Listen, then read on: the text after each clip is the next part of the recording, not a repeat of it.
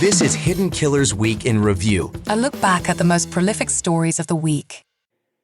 Murder in the morning from the Hidden Killers podcast. Discovery in a trial is a very interesting thing. It's different from civil to criminal, but sometimes when there are no criminal charges against someone, the discovery process in the civil case can bring up possible criminal complaints and charges that maybe wouldn't have been looked at prior.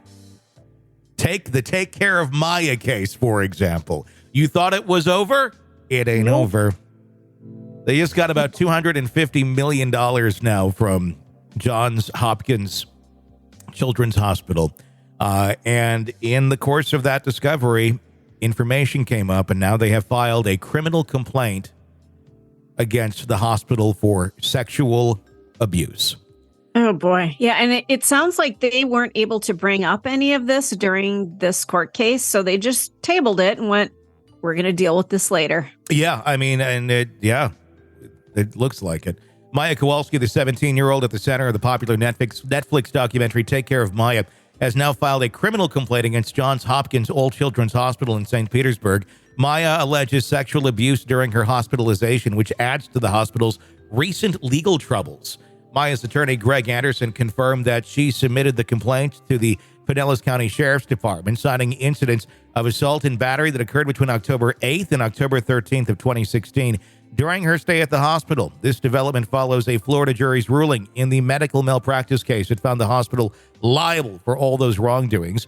In the medical malpractice case, the jury determined that the hospital wrongly separated Maya from her mother, Beta Kowalski, who subsequently took her own life. As a result, the hospital is now facing substantial damages, around $261 million.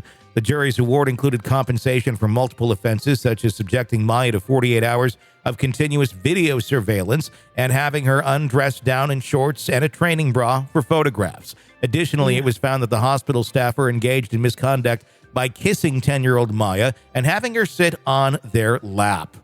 Ew. You know, we're talking here about the CPS employees, what we're talking about. That, really? Yeah, that's what we're talking about. Yes, very much so. Attorney Greg Anderson revealed that Maya had suppressed the memory of the alleged sexual abuse until approximately 4 weeks ago when she disclosed it to the psychiatrist who treated her during her time at the hospital. Some of these things were talked about in the doc. Really? Yeah, they were. They were. I don't know that it was suppressed 4 weeks because they were talked about in the documentary. That's how I know who they're talking about. Gotcha. In response to these allegations, the hospital released a statement through its attorney stating these allegations originally arose during trial and were not admitted into the case.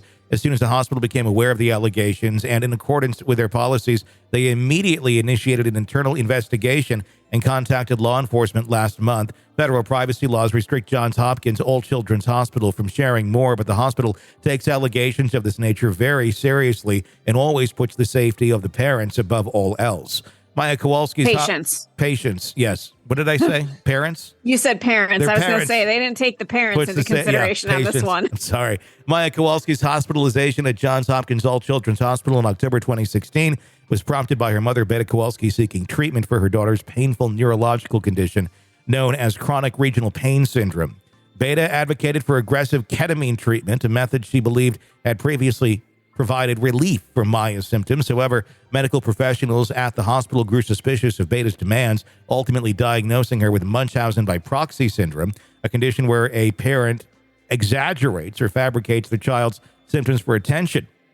Throughout the trial, Maya testified that hospital staff had dismissed her condition as imaginary and had not taken her pain seriously. The hospital reported suspected child abuse to Florida child welfare authorities, leading to an investigation that resulted in Maya being made a medical ward of the state, separating her from her family. Tragically, Beta Kowalski took her own life in their family's home garage 3 months later. So, this is interesting, to say the least, as to see where this is going to go. I didn't realize that this was CPS. That was possibly. I don't think it's called CPS there. It's called something else. But it's essentially the same thing. It's the social worker that has a lot of, She only had to do she didn't testify. She did a deposition, a video deposition in this case. And that's where a lot of this came out. I don't know why these memories came back. Maybe because she saw the deposition. I don't know. Because a lot of these things were brought up. Well, this gal's been through so much. And, it probably was all just a huge blur. I mean, being separated from her family and basically a prisoner in this hospital. And then her mom kills herself. And then she's grown up. There's a lot she probably blocked out. And as this all kind of came back to the surface, she's like, whoa. Yeah. It's a lot. It is a lot. And I'm glad they're going to look at criminally charging some people here, because some people certainly need to be criminally charged. The attitude, I mean, there were some things that were done right. There were a lot of things that were done wrong. And I can see some arguments on both sides. But when it comes to this social worker, that's where the crux of everything, I think, really changed. Of this person's really overstepping their bounds on so many different levels. And the hospital's listening to the social worker saying, you need to, not let her see the parents and this and that. And they're taking this advice from the social worker, not the hospital creating these rules. So much of this stems from that person, not even necessarily the actual hospital, but the hospital employs that person as part of their program. And that's how it all gets tied together. Oh, interesting. So. Wow. It's going to keep going, and hopefully, money doesn't solve everything when they got their money. And I think it's good that they got it. But if they really want to make differences here, it's this way. It's going criminally after some of the people in this who were criminals and not allowing them to criminally act any further. This woman already has charges against her from other cases, too, or at least one other case where she had bounced from one place to another. So why she was even working with children to begin with didn't make a whole hell of a lot of sense. But looks like she didn't escape this one. Want to listen ad-free? Want advanced access to all of our interviews before anyone else?